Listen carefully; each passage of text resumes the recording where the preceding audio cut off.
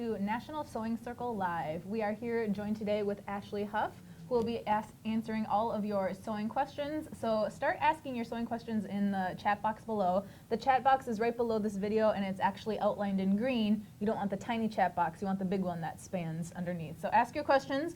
We'll get to answering them, but in the meantime, first, Ashley, what have you been sewing on lately? So we were talking about this earlier. I actually haven't necessarily been sewing as much as I've been quilting lately, because our sister site, National Quilter Circle, is actually having a challenge that we're starting right now. You want to tell about it? We are starting a challenge, and also below the chat box I just mentioned before, we have a little banner to join the challenge, but we're doing a mystery paper piecing challenge. But you don't need to be intimidated if you're not super into paper piecing. You can make your own template for this challenge, can't you? Yeah, so even if you're not into paper piecing, if you're not even into quilting, if you've never done any kind of quilting before, like if you've done any kind of sewing on a lightweight to medium weight woven fabric, like you're going to be just fine figuring out how to do this. Yep, and we'll have lots of videos each week, tutorials on Facebook and stuff too, so you'll definitely be able to do it if you've never quilted. So give that a check out below the chat box, and without further ado, we'll start asking some questions. So be sure to put a lot in the chat for us. All right, our first question comes from Pat, who asks, which straight pins are best for fleece? I have all kinds of pins and none of them go through fleece very well. Okay, so I have two suggestions for that, and they're kind of opposite ends of the spectrum.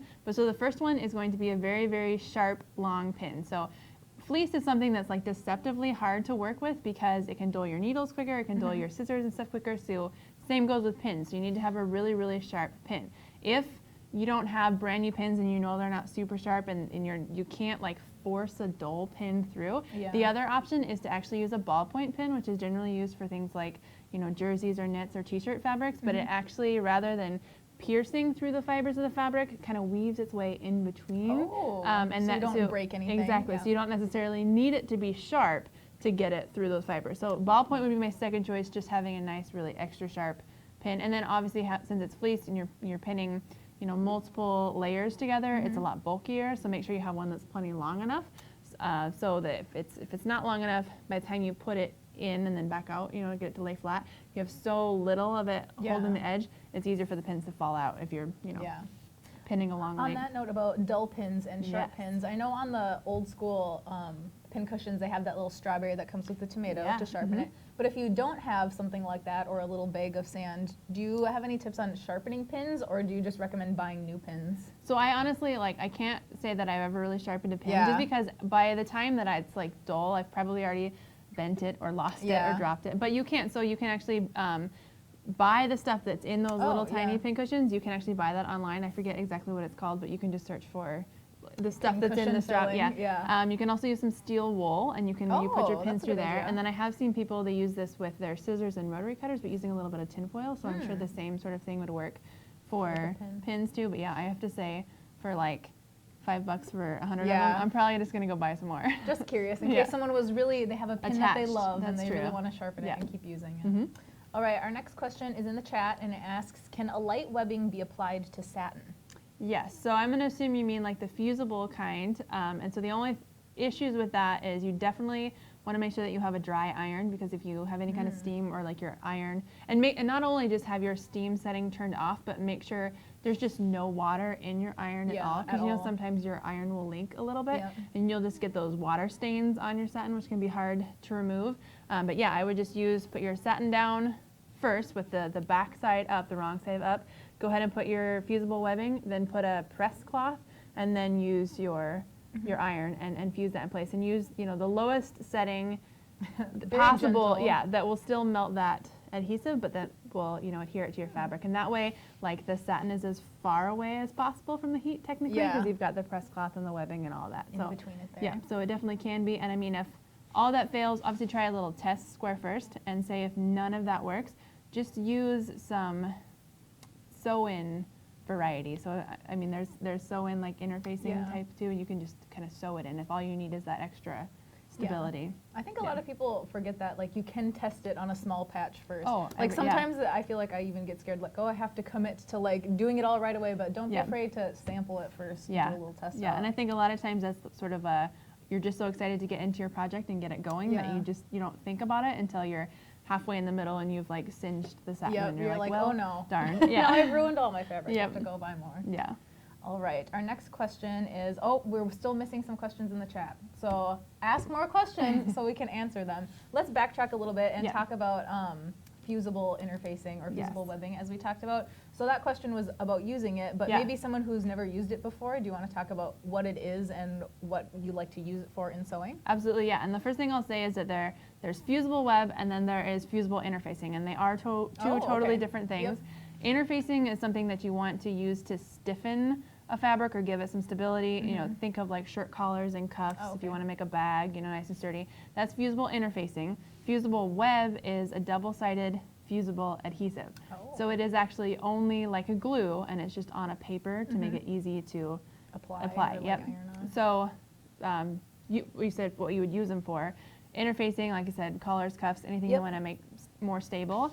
If you're using your fusible web, it's generally because you're doing something like applique. So you actually, you know, trace your shape, whatever you're using, onto the paper side of the fusible web, fuse it to the back of your fabric, remove that paper backing, and then you can just fuse that shape onto whatever it is you're making, you know, like a shirt pocket or whatever it is you're adding that to. And it just makes it so it is, you know, securely adhered in place, no pins are needed. And then depending on what it is, if it's something that's going to be, you know, a wall hanging decoration, just fuse it and leave it. But if it's something that you're gonna, you know, wash and wear kind of thing, definitely sew it in place. All right, good information there. Our next question is from Jane, who asks, do you have any tips on safely ironing vinyl? Not really possible. So vinyl is a fabric that will melt when you put heat on it. So there's actually some tips for, I'm gonna say pressing vinyl, but I don't mean ironing vinyl. I mean like pressing, applying pressure kind of thing. And with you kind no of heat. and you kind of treat it like you would like, I picture like old-timey saddle makers, you know, because they have, and there's actually this little, it's like a little clapper thing, and it actually presses down on the seam. You can also get, it reminds me of something from the kitchen, like it looks like a little roller, like a little rolling pin roller, and you can use that to roll your seams out, but really there is not a whole lot of safe pressing of vinyl. No, you definitely, if you're using, on that same note, because I just mentioned leather, so say you're going to use real leather and you want to press it, the one thing you can do is ever so gently apply a little bit of heat by like, take your pressing mat, warm up your pressing mat, and then put your leather down and then use that roller. Some indirect heat, but using it straight from the never iron. put your iron directly on the vinyl unless you never want to use that iron again. If Unless that's the way you're just feeling particularly aggressive that day and you just get rid of it on the vinyl iron. Yep. We do have 2 videos I know about working with vinyl if you're interested in some projects with vinyl, making a little bag. So search vinyl in the chat and you might get some interesting finds. Yeah. Our next question is from Rhonda, who asks, is there a new challenge happening right now? And there is. We have a sewing challenge, a quilting challenge with our sister site, our mystery paper piecing challenge, which is in the bar below this chat box. Do you want to talk a little bit about what paper piecing is and how maybe it's a good challenge to start with somebody who is a sewer and maybe new to quilting? Yeah, so essentially with paper piecing, you have, you're going to get this piece of paper that has your pattern on, you're going to print it out, and it has lines on it, and you're going to be sewing your fabric directly onto the paper. So like we mentioned before, it's something that is easy if you've never done any kind of quilting before, because you don't have to really worry about, you know, your accurate 1/4 inch seam or anything like that. As long as you're lining your pieces of fabric up right sides together, you're actually following those lines on that paper and stitching right along that. And that sort of makes it a little bit easier. So obviously there are some other things that come into play, like how you line up your fabric and stitch length, things like that differ. But that's all the stuff that we're going to be covering each week in the videos that go along with it. So there will be full step-by-step tutorials. So don't ever think that, oh, I don't know how to do that, so I'm not going to be able to. You can definitely do it. There will be guidance. Yes. So sign up for the new challenge if you're interested. All right, let's see. Our next question is from Maria, who asks, what's the best way to create cuffs on shirts? So I'm going to say it's going to depend on the type of shirt that you want. So like when I think of cuffs on a shirt, the most, I guess, common thing that comes to mind is like a nice like men's dress shirt kind of thing. And so, I mean, a cuff can be as simple as a large rectangle of fabric. You put your fusible interfacing, that fusible interfacing right in the middle. You're gonna, you know, fold it right sides together, just stitch the edges, turn it right side out, and then you essentially have a cuff that you can put onto the end of your shirt. Another thing, I mean, obviously this is a sweater, but this is a really... I have kind of cuffs on my exactly, elongated, so this is similar to the cuff I was just talking about here. It can be something as simple as, you know, on here, it's not really necessarily a cuff, it's really just a double fold hem. But if you make a really, really big double fold hem, essentially you've created a cuff. Made a cuff. Yeah. Yep. So, and then, I mean, obviously depending on the fabric, you can either have a slit opening where you have to put buttonholes, or you can, you know, have some elastic in there. There's so many different ways that you can, you know, finish off the arms of a garment. Yeah, make it look nice. Do you have any tips on sewing nice buttonholes for shirts where they might get like a little more wear and tear? Do you need a more sturdy buttonhole for that? So there actually are so many different types of buttonholes available. Like, and a lot of machines these days. Question. Yeah, a lot of machines these days, I mean, come pre-programmed with up to 8 different buttonhole types. And so you can obviously refer to your machine manual as to, it'll tell you, use this buttonhole for this weight of fabric and all of that. But in general, you know, your standard rectangular buttonhole works well for, like I said, the men's dress shirts, that kind of thing. Yeah.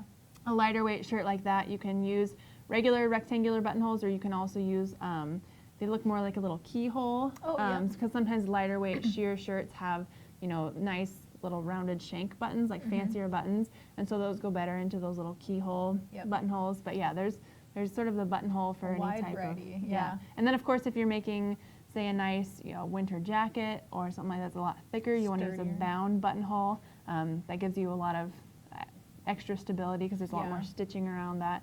So there's a buttonhole for everything. There is. There's one for everything. All right, let's see. Our next question is from Crimson Sugar, who asks, what's the best stabilizer to use when embroidering on t-shirts that are light to medium weight? So I always try and match the weight of the fabric that you're embroidering on with the weight of the stabilizer. So if you're using a light to medium weight fabric, you want to use a light to medium weight stabilizer as well. And then I would just say, since you are going to be doing embroidery on t-shirt fabric, and obviously the t-shirt, you probably still want it to stretch and move with you, whereas opposed to the embroidery, you don't want that to move. So meaning you need to be able to easily remove all of the stabilizer around the outside edge of the stitching, so use a tear away. That way you can tear right along that edge. Just to make it perfectly aligned there? Yep. That's a good idea. Excuse me. All right, our next question is from Fiona, who asks, how do I find the grain line on stretch fabric? Ooh, this one is hard because usually with a woven fabric, you can just like, you know, make a little snip and you can rip it. But so sometimes with, well, I guess that is woven fabric, but so depending on the fabric, so say like it's a cotton or something like that. Did you say woven or stretch? Stretch fabric. Okay, so on a stretch fabric, so you're thinking like a fabric like this where it's actually a knit. So I don't even know if the cameras can zoom in really close on my arm, but think about a knit fabric, or if you can't look at a knit fabric like this, you want to look at like if your grandma knits a pot holder, you know what like a knit stitch looks like? It actually, you can see the little ribbed lines. You can see that they're straight. So you know that this is straight this way, you have a straight going perpendicular to that. So that's sort of, you visually can sort of see the lines in a stretch fabric. So that is the easiest way to find it, is just look at it really close. Just look at it really closely. Maybe get a microscope. Yeah, exactly. Yeah, we're going to diagnose our fabric here. Speaking of stretch fabric, do you have any tips on sewing stretch fabric so that it doesn't pucker? Yes, and if you are familiar with our live events before or have watched any of them with Nikki, you know that I'm going to say use tissue paper, because that is like her absolute favorite thing to use. The #1 tip, use tissue paper on your stretch fabric. Yes, and you can sandwich your stretch fabric. If you're really having trouble, you can put tissue paper on the top and the bottom, or even just on top of it, and it just helps to make sure that your fabric isn't getting stretched when you're going through. If you're doing something like you're stitching you know, on a cuff on your shirt, or maybe the neckline, they do make something called knit stay tape, and it's essentially like a fusible tape you can just apply to that edge, and it's going to keep it from stretching as you sew. You can do some stay stitching, so it's not getting stretched. But really the big thing is just making sure that you're allowing your machine to do the work for you. So don't, you know, be grabbing from behind and pulling. Yep. And then you can always use a walking foot, a roller foot, a Teflon foot, all the kind of feet that make things feed much smoother and easier. Yeah, definitely all those. But of course, tissue paper always works. Yeah. Do you have to be careful when you're pinning stretch fabric to not like make any inconsistencies in like how the fabric is laying before you sew it, if you're pinning it? Really, it's the same as kind of if you're pinning any fabric. Make sure that it's all lined up first. And the one thing I will say back to the very first thing we talked about with the pins and fleece is a stretch and a knit fabric, you definitely need to use those ballpoint pins, because think of like stockings, you know, if you snag it and create a run in it, you can do that really easily with like super sharp pins on that. So make sure that you're, you know, have everything lined up, and then use those ballpoint pins to pin it all in place. Those runs in your stretch fabric. Yep. All right, good tips there. Our next question is from Patty, who asks, have you tried paper piecing? I Which have. relates to our challenge that we are doing. Again, I'll just mention it again. Below this chat box, we have a link to join our challenge with our sister site, National Quilter Circle, our mystery paper piecing challenge. Do you like to do paper piecing, Ashley, over do. other kinds of quilting? So, I mean, I like all kinds of quilting, all kinds of piecing, but sometimes I find that paper piecing can almost be, I don't want to call it like a totally mindless, but it's kind of relaxing because you're just, you have this template and you're just like, okay, I have a piece of fabric, I've already cut my scraps that I'm using. You bring it in, you just stitch right along the straight line. You're not even really worried about like seam allowance or anything. So I find it like, it's kind of, you know, repetitive and easy to kind of get in the groove. And I do really enjoy it. So I think you'll like it if you try it. Kind of like color by number for quilting. Yeah, like, exactly. So you're being creative with picking your fabrics, but also you just get to go along with the flow instead of having to precisely try really super hard. Exactly. And even so, if you have your paper template that you're following, you can either, you know, be randomly grabbing those pieces, or you know, like you said, paint by number. You can actually, you know, on your paper template, right? Okay, this one's going to be blue, this one's going to be white, and you just grab that color and grab go. It and go. Grab it and go. That's our new phrase for paper piecing. All right, our next question is, how do I set my Futura 250 for a double underlay to embroider towels and nap fabrics? Very specific question. Okay, I'm gonna have to see say how you handle that. I can't answer about that very specific model of machine because I don't actually know that I have used that one. But if you are doing any kind of embroidery, this will just be a sort of a blanket answer, embroidery on anything, on towels or anything that has like such a high nap on it, you're definitely going to want to use your standard stabilizer, again matching the weight of whatever you're stabilizing. We got a lot of stabilizer talk today. Put that underneath, and then because there's such a high nap on towels and things like that, you want to use what's called a topper, and so it's generally a water soluble stabilizer on the top. And so if you think about, like, if this is your towel and you have your topper on the top, then as you do all your embroidering, then it's going to kind of leave this, I mean, you can't actually see it, but it's a tiny, tiny amount of space between your stitches and your towel, which is what you want. Otherwise, you're going to like lose all your stitches in the towel, all those little fibers of the towel. It's just going to hide it in. So that's my biggest tip, would be make sure that you put that topper on top of your towel if you're going to do any kind of embroidery on a towel. Get that topper on the top. Yep. Okay, our next question is from Jen, who asks, what are some good fabrics for a sewing beginner? I love cotton fabric. I think it is very easy to work with. It's one of the most, I mean, versatile in terms of what you can make, anything from garments, home decor, quilts, blankets. Easy to wash, easy to care for, easy to cut, easy to sew. Like cotton is my all around. All the way. Yep, absolutely. I, for some reason, really love felt. I knew that. And I knew you were going to say that. And it's not even probably because it's not like a super easy fabric to sew on, but I just find it very satisfying to like run a needle through felt. It is, so if you were going to rephrase that question and ask me what is my favorite hand sewing fabric, it would be felt, because it doesn't ravel and it's very easy to sew. So I like to make stockings out of felt. I feel like I mention that every time. And yet we've yet to see one of these felt Lilia stockings. I have some upstairs. Maybe we'll get one post some after pictures this. later. Yes. Okay. All right, our next question is from Paula, who asks, I was given a very large roll of brown suede fabric, a specific fabric. Do you have some good ideas on what to use it for? Can I embroider on suede? And what are the best needles to use on suede for sewing and embroidery? So actually, I even think there's a pattern that we have available for National Sewing Circle, and I did use a brown suede in the background of, it's our Wanderlust pillow. That's one of the patterns. And so I like using, I guess, unconventional fabrics for like pillows and things, because it doesn't, you can make pillows out of anything. So a lot of people think of you know, pillows are only cotton or like satin or something, but I like to use suedes. I'll even use embellish with a little bit of vinyl. Upholstery fabric is really fun for pillows. So I would say pillows is like my number one thing. In terms of embroidery, yes, you can embroider. Suede also has a nap to it. So if you, and it has a pile to it. So if you brush it, it's kind of like, I think velvet is the one that people know of the most, you know, when you brush it and it goes dark one way, or you brush it and goes light the other way. Yep, so it does have that. So again, it's one of those fabrics that if you embroider on it, it's going to need that topper on the top. And then best needles. So it's a heavier fabric, so I would just suggest, obviously there's different weights of it, but a medium to heavyweight needle for that. Still an all-purpose needle is fine, but a medium to heavyweight needle. Good suede tips there, Ashley. Our next question is from Mary, who says, hi, Ashley. Do you have any unconventional sewing tool suggestions? Anything around the house I could save money on? Okay. If you have anything in your sewing room I'm trying to think. use. I do. Well, I have a couple things in my sewing room that actually do belong in like other rooms, but I don't use them. for one is, I mentioned a rolling pin. Yeah. I've probably never made a pie, but I have one in my sewing room. Sewing. Yep, because I definitely use that to press out seams when I'm, working with that heavier fabric.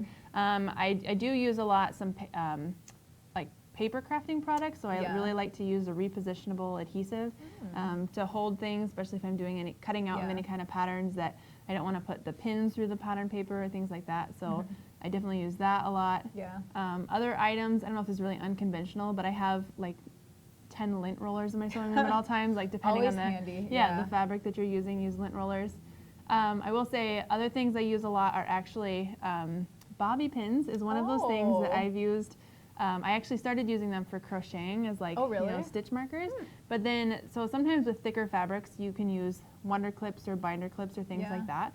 But if it's just a fabric you don't want to pin through because it's going to leave holes, but it's not necessarily a heavy fabric, sometimes, and if you're not going to sew it right away, if you leave those clips in there, it leaves like permanent. A little indentation. Yeah, so I like to use either bobby pins or like little girl hair barrettes kind of things. Yeah, so that would be another one that's sort of an unconventional. I'm going to have to think more on this if I think of more. I have one. Okay. I don't know how unconventional it is. I think I learned this tip from you, but for threading needles, if you're having, chapstick. If you're having difficulty pushing the thread through, if you just like run your finger over some chapstick and run it over the thread, you can slide it through much easier. Yes. There's See, my she one. does listen when I do listen sometimes. Perfect.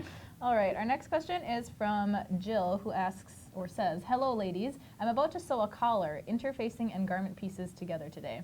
There are many delicate layers with unstable material, although I have lined the bodice and used iron-on interfacing. I'm nervous about ensuring the layers are sewn neatly. Do I sew it in a straight or allow some curve? Thank you, Jill." I think you definitely have to allow some curve, especially if you think about the way the collar, like if you're sewing the collar into it, there is obviously some curve there. So you did say that it was unstable material, so even if you have the iron-on interfacing, so sometimes even when you're coming around the curve, if you've already put that iron-on interfacing, as you're like pulling it or positioning it, you can kind of get little tears in the interfacing, so it does stabilize it, but not 100%. So I definitely recommend running a line of stay stitching along, especially the edge of the shirt, and then you can also do it along the edge of the collar too. And then when you're pinning, always start in the middle. When you're putting a collar on, there's generally at least 2 notches if you're following a commercial pattern that help you line things up. So start in the middle, pin there first, then pin the notches, then pin the edges, the very end, and then pin your way back in. But yeah, definitely some pins and definitely allow for some curve in there. Yeah. Yep. All right. Our next question is, I have a hard time cutting felt. Do you have suggestions? Since we were just talking about felt. So felt, like back to the very beginning when we were talking about fleece, is one of those ones that like dulls your cutting instruments way quicker than you think it would, and it looks like it's so easy to cut through. But I actually like to use my rotary cutter if it's any kind of... I was just going to ask if you use your rotary cutter. Well, I guess it depends on what you're cutting, but if it's, a nice long straight seam, it's just quick and easy to use a rotary cutter. Otherwise, just making sure you always have super sharp scissors. Otherwise, so say you're going to grab like your office scissors or something, what you're going to find is like when you're trying to cut, it's just going to bend instead. It doesn't actually just cut. So just making sure whatever you're using, scissors or rotary cutter, it's got to be super sharp. A rotary cutter probably would be good too for felt, since it's such a thick fabric. Sometimes when I like cut, you can get like slightly off, and you get those little notches in your fabric. So doing it in one fell swoop with a rotary cutter is probably a better idea. Yeah, I will say if you find that you're getting those notches, make sure that you're always using like the full blade of your scissors. So here's my giant scissors. Those are your giant scissors. So you have to make sure that your scissors come all the way down and close. Don't do like little tiny short little choppy ones, or you'll definitely get those little... Do a full sweep, a full chop. Do you have a favorite scissor or rotary cutter brand that you like to use? I have ones that I've just like, I started using from the beginning, and now not that I don't like the other ones, but it's like if I pick up a different one, it's just like, it feels weird. Foreign to me. So I mean, I always use my Olfa 45mm rotary cutter, and then I have a orange pair of Fisker scissors. I was just going to say, are they orange? They are, and it's honestly like, I've used Ginger shears, and I've used a couple of, and I do like them. It's just like, growing up, my mom always had this. My grandma always had orange scissors and so it's like I just have to have them now. Like, so that's always kind of been my go-to scissor, my go-to rotary cutter. My grandma has her initials on her scissors to make sure that nobody uses them for things that are not fabric. Although I'm sure in the past I've used them for not fabric. Sorry, Grandma. All right, our next question is, well, actually we have a comment back from Paula who says, "Thank you so much. Pillows sound great, and a topper is a good tip." Yes, good. Always a topper. Do you sew a lot of pillows? I have more. I do. I sew so many Yeah. pillows, Oh, really? but I have to. So, and my mom is the recipient of like 100 pillows because she'll actually put them out and like use them as decoration, you know. And me, I don't. I have. You're not a decorative pillow person? I am, but I have a husband who's not. I have 2 dogs who are not, and I have a 2-year-old you who have a throws all 2-year-old. the pillows on the floor. So I'm always like, I'll make pillows, but then I usually give them away pretty quick. Yeah. But I do like pillows. What are your top pillow tips? For Ooh. stuffing a pillow, maybe pulling the corners out of a pillow when you like, turn it out.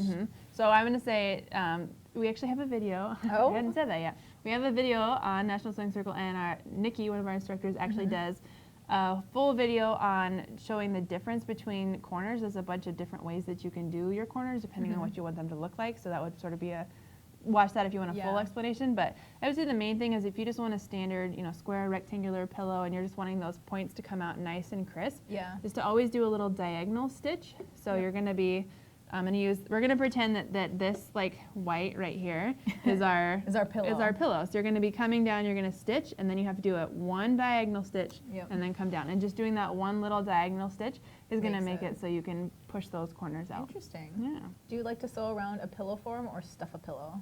I've only ever stuffed a pillow. I've actually never bought a form and sewed for it. Yeah. So I feel like because it gives me more room for error. Because like if I have the form, like I have to sew it to fit to the form. True. But if I like make it a little messy, I'll just put more or less stuffing into it. It depends. I definitely have, some of your standard size pillow forms just at the house all the time on the ready, just in case. But I do like to just stuff pillows too. But I also, since you asked for pillow stuffing technique, so say you made a 20-inch, you have a 20-inch square pillow form. Yeah. I'm going to make my pillow to finish at 19 inches because I want that extra puffiness in it. And then I'm also going to grab a little bit of polyester fiber fill and stuff all 4 of my corners and then insert my pillow form. So you always end up with those floppy corners. True. Yeah, that's a good idea. So putting that in there first definitely helps. Pro pillow stuffing tips from Ashley. Yes. All right, our next question is, can you sew over the teeth on a zipper with a sewing machine? Depends on the zipper. So there are 3 main types of zipper teeth. So metal teeth. Let's go over them. I know. Metal teeth, you definitely don't even try that. I don't care what kind of. That does sound like a terrible idea. Yeah, I don't care what kind of needle you have in there. It's not going to happen. Molded plastic teeth, definitely you don't want to stitch over those either. Those, are a little bit softer than metal, but they are still no. And if you don't know what a molded plastic tooth zipper is, think about like a winter parka that probably has the molded plastic teeth. And then there is your standard coil zipper, and those are the ones. So coil zippers can be in regular or invisible zippers, and those you can stitch over. But I would definitely make sure you have at least a medium weight needle in there. Lightweight needles, they don't always play well together, but those are the only ones that you can really actually stitch over. Do you know what kind of situation, or maybe you can tell us what you would need to sew over zipper teeth for? I'm thinking of, so say you're going to insert a regular zipper or an invisible zipper into like the back of a skirt or the side seam of a skirt.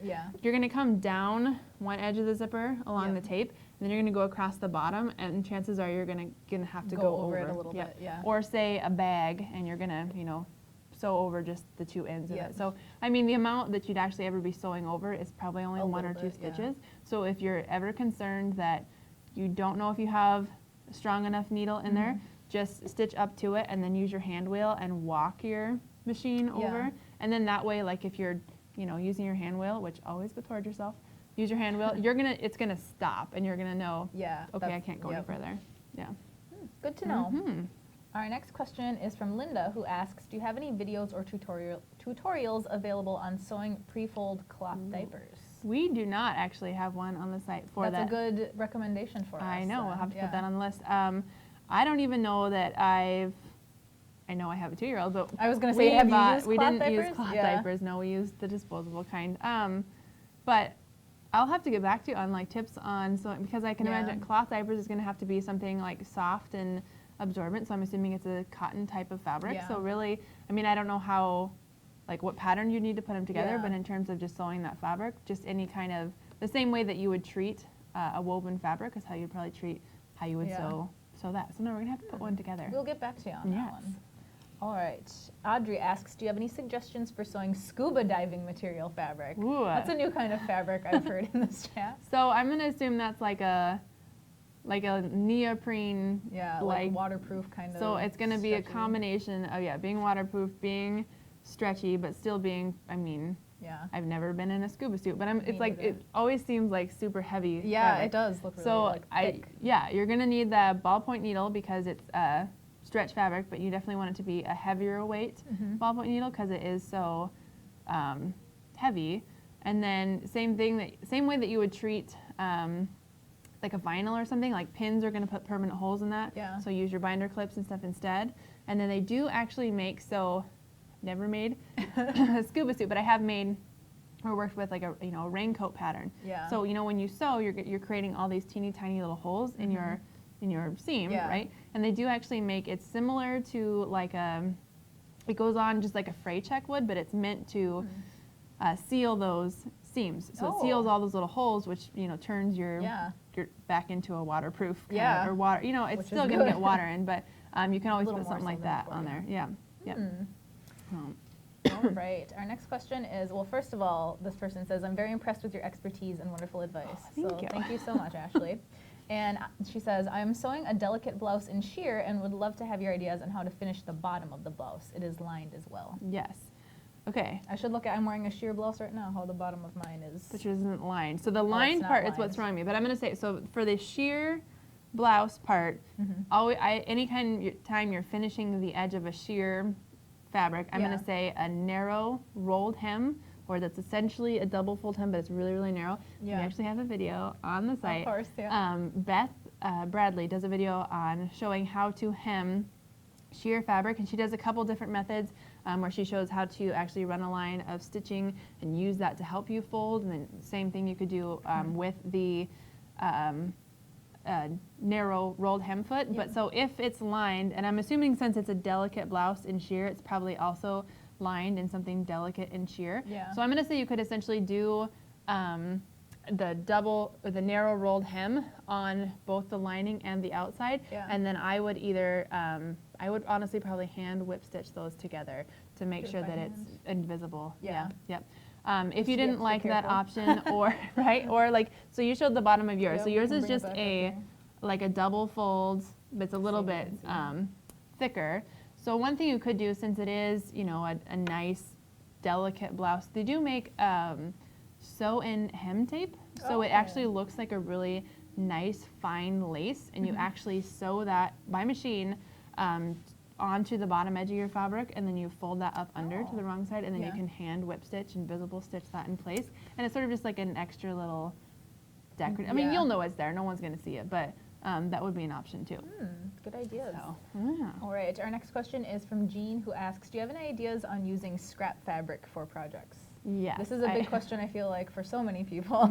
I mean, I'm going to say, well, since we haven't mentioned our paper piecing challenge a little bit. haven't. I'm going to say that is one thing. So, like, even when I very first got into doing any kind of paper piecing, you can use pretty All small kinds of- scraps depending on, the pattern that you're using, but you can definitely use your scraps to try out a new skill like paper piecing and then join our challenge. Yeah, so if you want to join the challenge, below this chat, the little green box, there's a little bar that is for the paper piecing challenge. So click on that and sign up. Yes, and then anyway. Another thing would be, so I mentioned, I talked about making pillows and using a little bit of that polyfiber fill to stuff the corners of your pillows. You can use scrap fabric for that. I've heard of people, making like dog beds and using all their scrap fabric to just Stuffing stuff it that. in the dog bed, So you can use it, and that can be teeny tiny little pieces. So you can really sort of use those things up pretty good. So, yeah. All right. Well, we're waiting for some more questions in the chat. Do you have any other of like top sewing tips maybe you've learned recently, Ashley, that you would like to share with our lovely viewers? I'm putting you on the spot I know. here, but I'm trying to think of, because sometimes I feel like sometimes you learn something new and you're like, yeah, I think I should share that. I know. It's just, I will say the number one thing that I have learned in the past, and that actually someone this morning just told me that she learned from me, which made me feel really happy, because I'm pretty sure she has way more experience than I do. But like, I always talk about setting my seam in terms of quilting, and that's something you always want to do with quilting, but I've actually been doing it a lot with sewing projects too. And so it just means after you've like sewn whatever it is you're going to sew, as long as it's a pressable fabric, just Not take your vinyl. iron, just take your iron and press those seams, and it just makes like whatever the next step of the process is that much easier. So say you're making, a shirt, and you're going to do like a flat felled finish on that seam. Yeah. Set it first. It's going to make it so much easier to trim off one side and fold it under. It just makes everything like nicer and crisper as you go. So just like pressing every step of the way, if possible, is like just really helps. Yeah, the number one thing. Remember to press. Yes. All right. Our next question is: does the brand of thread that I use matter? This is a touchy Oh. subject. I know, because there are some people who really like certain threads, really don't like certain threads. And I have to say that I have used like a bunch of different threads. So, I mean, there are threads that are generally thought of as like lesser quality ones and ones that are higher quality ones. I think people think of like the thread that you can get at big box stores to be some lesser quality, but there are threads sold in big box stores, also sold at fabric stores that are good. So, I mean, I do like signature thread, American Ephod thread. I use Orifel. I use Coats and Clark. I use kind of, if it's the color I need and it's the fiber that I need, and I can make it work, then I'm going to use it. You're gonna just go for it. Yep. And I mean, if you're having a lot of issues, I think some people like to say, well, it's the thread's not right, but I mean, your thread has to pair well with your needle and your fabric. Like everything has to work together. So. It's just one element. It's not of always the thread's picture. fault, but sometimes. Sometimes it's the thread's fault. And since I just thought of this, since we're in it's winter and we're in a very dry, cold place right now. We're in Minnesota. Do you have any tips on thread breakage due to temperature change or like less or more moisture in the air? Yeah, because that can be a problem. Like where you live can impact your thread. Yeah, definitely. I mean, I think as long as you have your thread kept in, so I mean. So it's really, really cold outside, right? But I mean, in my sewing room, it's still okay. So as long as you are keeping it, you know, in a cool, dry area, out of direct sunlight, away from moisture, it should be fine. If you're all worried that your thread has become dry or brittle, you can take what's called sewer's aid, and it comes in a little bottle that like coincidentally, a little eyedropper kind of bottle. Looks exactly like the little bottle of fray check, and they are very, very different. So like, just make sure you know. Yeah, and you can just put a little bit of sewer's aid, and it's just a thread conditioner. Yeah. And you put a little, like if this is your spool of thread, you put a little bit right along the edge, and then as you use your thread, and it kind of unwinds and works its way in. And so I mean, if you think your thread is like super, super dry, put some on, you know, sew for a little while, even an hour or so, and then go ahead and put some more on, because obviously you're going to get to a point where it didn't soak past that. Go all the way deep. Yep. Well, there you go. Yeah. All right, we have a few more questions in the chat, so great job, everybody, asking your awesome questions. Our next question is, I make mittens from wool sweaters. Oh, my grandma got me a pair of those this year. Actually, I have some. They're super cute. Is there anything I could do with the pieces of sweater that aren't big enough? Oh, so using scrap sweater fabric. Yeah. So, I mean, you can really, I'm going to say embellish. The first thing I thought of was, just because I'm thinking sweaters. So I'm thinking those fun little like elbow patches and stuff. As long as you finish the edges or, you know, do some kind of stitching around the outside, because obviously the sweater is going to ravel a lot. But you can do that, or you can sort of put a bunch of them together into like a patchwork and make a pillow. I would say a patchwork pillow. Yep. So much pillow talk. Yes, I know. So there's all different ways. I think you can just use little pieces in terms of using them as decoration for another project. Could you ever use wool to patch like a pair of jeans?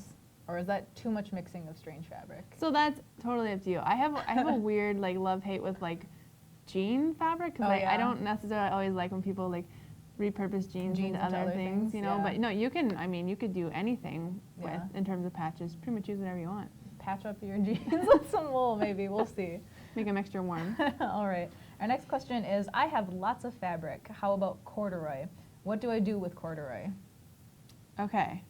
I also have a love-hate with corduroy. I don't know. I've never actually. We've got a lot of like specific fabric questions today. Like I just think of corduroy, and I think of like purple corduroy pants. Or oh my gosh, like. You know what? I actually had a pair of purple corduroy pants, and I wore them to a choir concert in the 7th grade. And I have a friend who like literally just last year she was like, "Do you remember those purple corduroy pants you owned?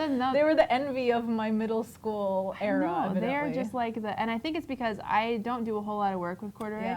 But a friend had me. She had a zipper coming out. She had corduroy bibs.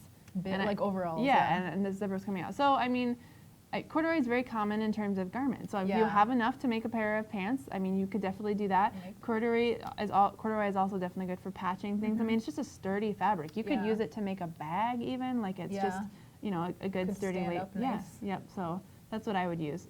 You do say charity is okay, so you can donate it too. Donate your corduroy if you're Yeah. feeling none of those options work Yeah. for you. Mhm. I don't think I would do a corduroy pillow, but you could. You could. It might not be very comfy to lay on. It could be just solely decorative, though. That's true. If you Mhm. have the room for that. Mhm. Our next question is, I have problems with breaking needles and also thread nests when I use the embroidery unit on my Singer machine. Any tips to help eliminate these problems? So in general, if you're having like issues on the top, so like threadness on the top, that's a bobbin issue. Threadness on the bottom, that's a needle issue. So the fact that you're having threadness, I don't know if they're on the top or bottom, but having that in combination with breaking the needles, like there could be many things happening at the same time. Yeah. So I mean, the number one checks are to always make sure that your bobbin is wound correctly. I like to always wind my bobbin at the same speed in which I stitch, which in the case of you doing embroidery, you're not really getting to pick that, but embroidery machines stitch really fast, so I'd go ahead and wind that bobbin on the fastest speed. Change your needle, make sure your needle or your machine is threaded correctly, and if none of those things are fixing any of the issues, and make sure your needle is the correct, needle for the fabric you're using, but you might have to, it might be something wrong with the actual embroidery unit, like it's just throwing something off, especially if you don't have any of those problems when you use that machine and stitch just normally. Yeah, if just it's, the embroidery part. If it's just the embroidery one that's causing problems, then I don't know About the about, specific Singer machine. Yeah. So. Yeah. All right. A few troubleshooting options there. We have another question that asks, what's the strongest sewing stitch?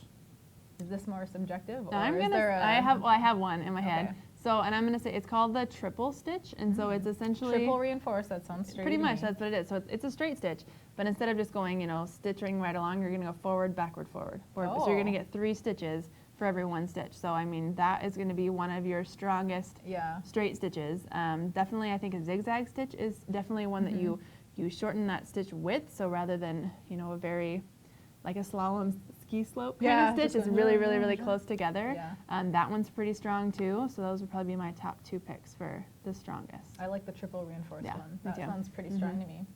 All right, our next question is from PK, who asks, with raw hemmed jeans being so popular, how do I wash them and keep the hem from fraying? Someone told me to use fray check. I'm not sure exactly where to put it. What do you recommend? So I wouldn't necessarily recommend fray check because I've never used fray check for such a large area as like the bottom part of jeans. So I'm going to assume that even if it's a raw hemmed jean, it probably still has stay stitching somewhere, and if it doesn't, then you should add it. Yeah. So, if you have the frayed edge of the jean and you just want to make sure that that fray doesn't continue more than say a ½ an inch up the jean, just run that line of stay stitching a ½ inch up, and then you know that even if it frays a little bit more, it's only going to fray like to a certain point. Yeah. But like fray check is really only, the time when I use it, it's just like, I don't know, in a very small area, not in like along for a the whole garment. like around the bottom of a hem. I actually, most of the time when I use fray check, it is after I've sewn a button in place and I put a little bit, because it keeps the thread down like on the button, almost like a glue, but it's not. Keeping it a little reinforced. Yeah, so I just think of like fray check as more of a small fix as opposed to like a big thing. Yeah. I have a question from myself, which I thought of because we were talking about fraying, and I have recently sewn like, I'm trying to think of the name of this. It's like it's not really a cuddle fabric. It's fleece or flannelly. Okay. That kind of vibe. I sewed a pillowcase, not a pillow. Okay. But when I had washed this fabric, it had frayed on the edge a little bit, and that's what made me think of it. But also, I've washed it again recently now after sewing the pillowcase, and you know how these kind of like soft fabrics kind of, the term I use is they get pilly. Yeah. Like, how do you keep your pillow nice after you have to wash it several times and get rid of that so that the fabric like design shows up nicely? Yeah, so there is, I would say you can adjust the settings when you're washing it. So I mean, I'm somebody who for like the first 10 years of doing my own laundry never even separated light and dark fabrics, just threw it all in. So make sure that you're washing it on a more delicate setting, but they actually make it, and it's more commonly found in like knit and crochet stores, but it's this fancy looking little, think of like a brush, and it's got these teeth on it with little razors, and you actually go right across the top, and it takes away all those little things. But yeah, so that's more of like if you had to search for, knitting accessories, like that's what you, and that's honestly something that If somebody buys like a really high-end knit sweater or whatever, Yeah. that's part of That the happens on those too, care. yeah. The care that comes with it, and you just go along and it just like very gently brush it, and it just the little razor blade in there just takes those right off. I'm gonna have to invest in one of those because now that I've already washed it, the damage is done. So I'll have to depill it and then wash it more gently. All right, we have some more questions in the chat now. Our question is from Linda Jordan, who asks, do you have any recommendations for the best or easiest dress form to use? Yeah, so I actually like they're called My Body Double, and it's because they become your body double, right? So, I mean, I think there's a confusion between what's a dress form and what's just like a mannequin almost, because there are those kinds of dress forms that you can get, and I even have one in my sewing room. It's mostly for decoration because it's a size that I'll never in my life be. So it's like it doesn't necessarily help me in what I need it to be. To do. So you can get the My Body Doubles in, there's a small and it ranges from this size to this size, or medium, large, extra large, and you can make adjustments in several areas. So you can adjust, the hip, the waist, the bust They're measurement. the ones with the kind of like turn. So that, I would say if your reason for having that dress form is you want to do some fitting, or even just basic fitting, because you're making something for yourself, then I think those are they're more expensive than just your standard like mannequin looking one, but if you're going to be making a lot of clothes, it probably is worth the investment. Yeah, for sure. All right, our next question is, I have just sewed a tutu for my granddaughter. It was an exercise in sewing air. Yeah, I imagine so. I pinned, hand-basted, and sewed using baking paper with each layer. Was there an easier way to sew each layer to the waistband? Or was that the right thing to do? So I'm actually going to say like the easiest way to make a tutu is a no-sew method. Actually, that'll be like the quickest and easiest way. Yeah. So you have like your ribbon or whatever you're using, and then you just take your strips of tulle and you wrap it around the ribbon and you tie it in a knot, and then you have all of these coming around. Yeah. But no, I mean, like netting and tulle and things like that is just so hard to sew with because there's less like fabric than there is, less to like sew down. Yeah, so I mean, baking paper might have been a little bit thick. I mentioned tissue paper before. It's a little bit, more along the lines of how heavy weight the netting is, so that might have been a little bit easier. And actually, so I know I've mentioned my repositionable adhesive before, but sometimes like a tape can sometimes even be a little bit easier. So you can actually tape your edges together rather than pins, and sew. You can sew right through that tape, like masking tape, painter's tape, and just take it right off too. So no sew would have been the quickest way, but maybe some tape or some tissue paper could help too. People use tape to sew zippers down too, don't they? All the time. Yeah. Yep.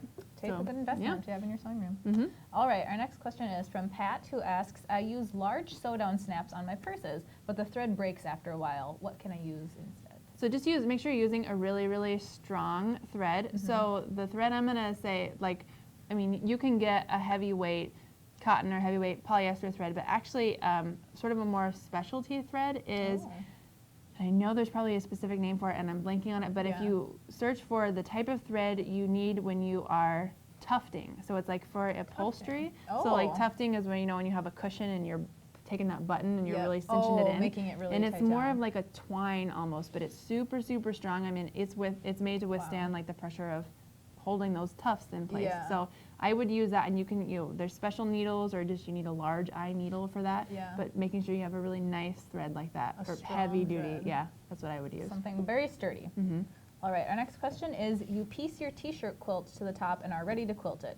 Can you sew or quilt over the vinyl on the shirt? So if there's like a design? Yep, so you can. So the only issues you're gonna sort of run into with that is the same issues you have when you're sewing with vinyl, is that, you'll be sewing along on like the nice fabric of the t-shirt, and then you'll hit that vinyl design, and I mean, it like stops you in your tracks, because it just like, the presser foot just sticks right to the vinyl. So either use a walking foot, use a roller foot, use your Teflon presser foot. You can even take and put a little bit of masking tape underneath your presser foot, so just want to make sure it slides right on top, or you can even put tissue paper on the top.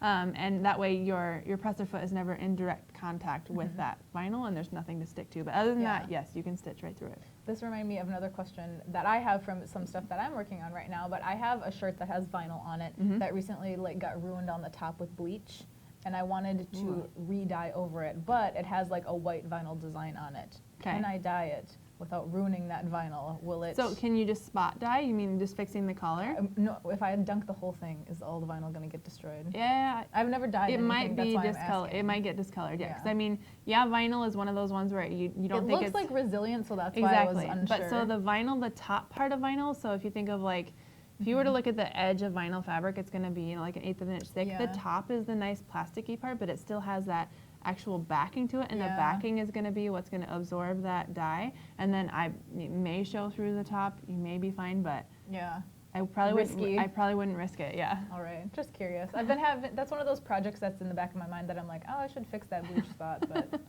just since we were here. All right, our next question is from Jordan, who asks, what are your thoughts on invisible thread?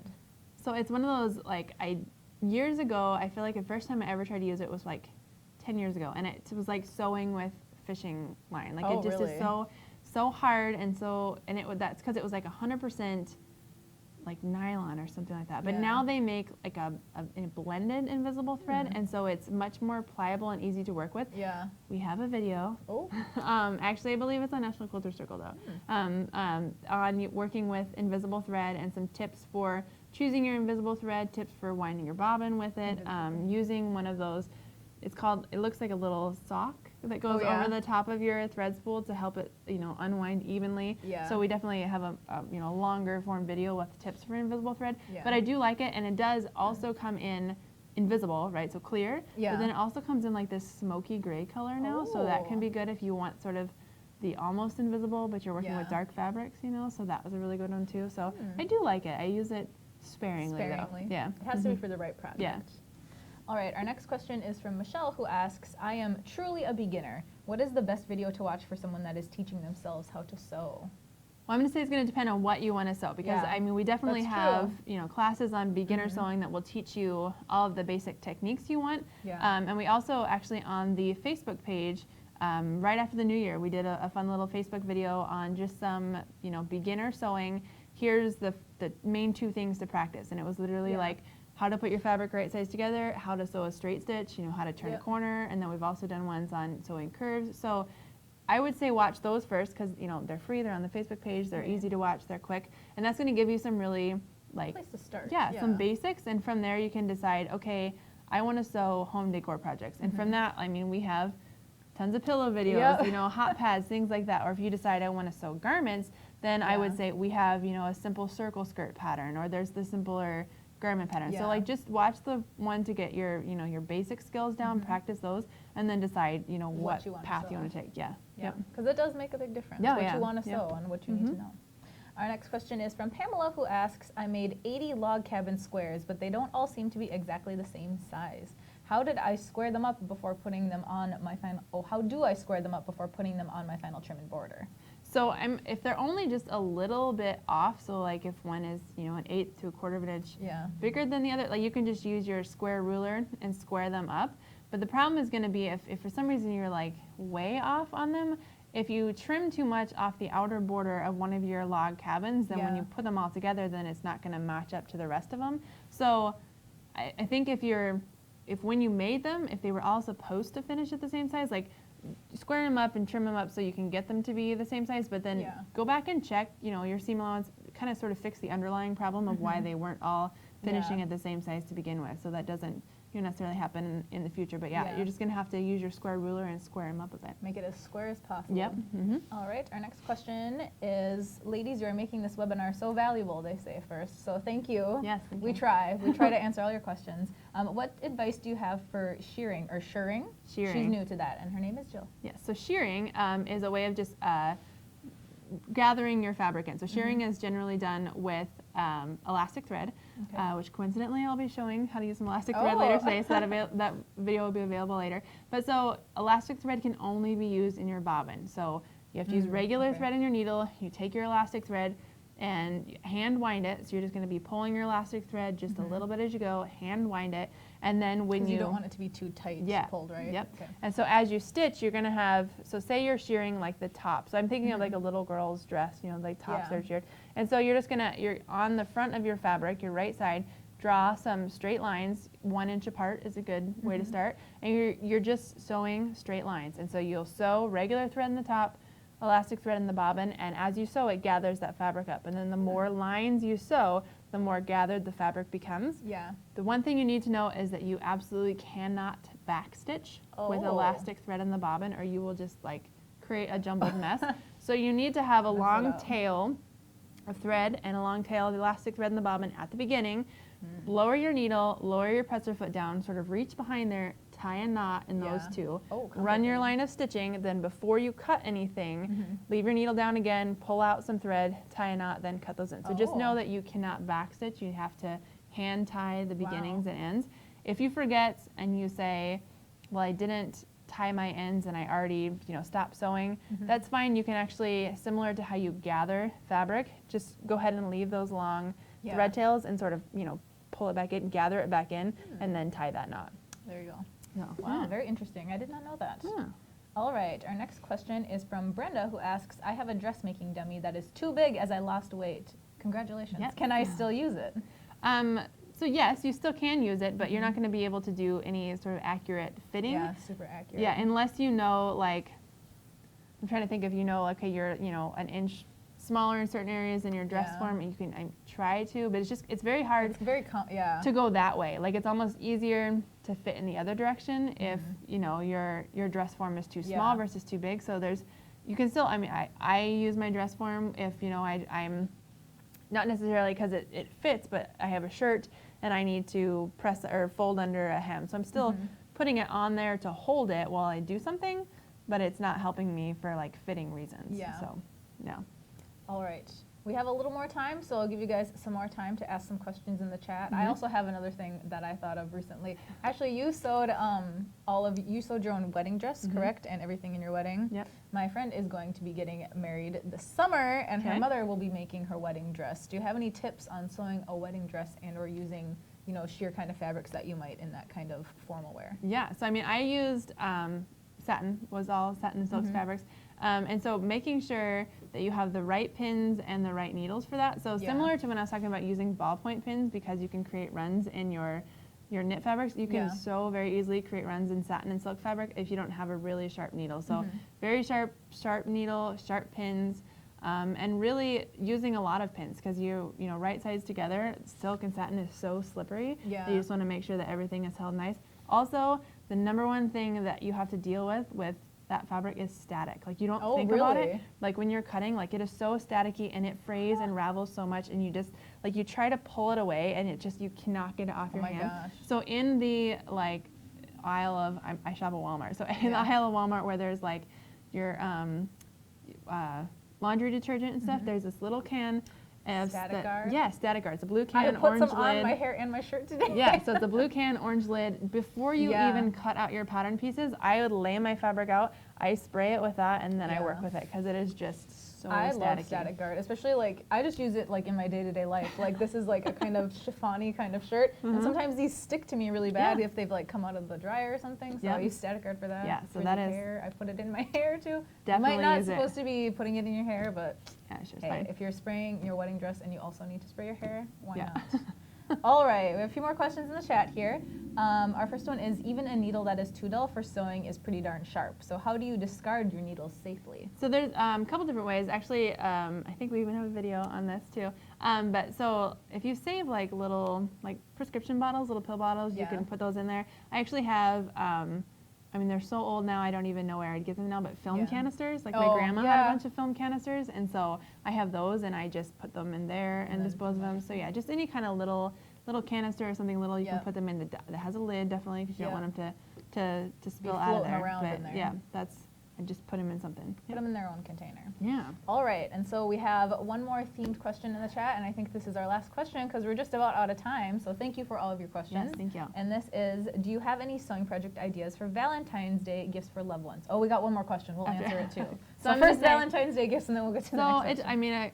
I'm gonna say pillows, because they're super cute. You can always do like stuffed animals and stuff too. A fun thing could be, if you have never done, stuffed animals can be sometimes hard to sew, but you can always do like a fun little felt stuffed animal, and felt. exactly, like hand embroider, I love you on there or whatever, or like I remember my mom used to give us like we used to wake up in the morning and there'd be like little bags of candy or something on there. So you could always make a little gift bag and put some candy. Cute, yeah. So just little things like that would be. We also have, I think on NSC, we have an article about small gifts to sew for him. Yeah. So if you're looking for a male Valentine's Day gift, there's some on there. I think there's a wallet and maybe a lanyard or some kind of stuff like that. So all kind of little project ideas. Okay, and now tentatively our last question is, I have several pairs of sweatpants to him that are all the same length. Any tips to make the process quick and painless? I do have a basic serger in addition to my sewing machine. So I would say if you know what length they need to be, then I would probably use the serger. And you can set, you can even like put a line like with a little Sharpie marker or use a piece of tape or something and be like, okay, if I need to, hem them by 2 inches, then you know that you can set your blade to cut off as you stitch, say, 1.5 inches or whatever, and then when you fold that up under and actually stitch it, you're going to have that nice finished edge, and that way you have that mark and you can just be easily cutting and finishing that edge all at the same time. So if you have the serger, that's how I would probably do it. Go for it if you have the serger. All right, so that was, in fact, our last question. Thank you so much for joining us, asking all your questions. We loved answering them. Again, as we mentioned before, our sister site, National Quilter Circle, is holding a mystery paper piecing quilt block challenge right now. So under the chat, we have a little banner so you can sign up and join that. Thank you so much for joining us, Ashley, and providing us with your wonderful knowledge. Anytime. Join us next month and we'll answer even more of your questions. So bye.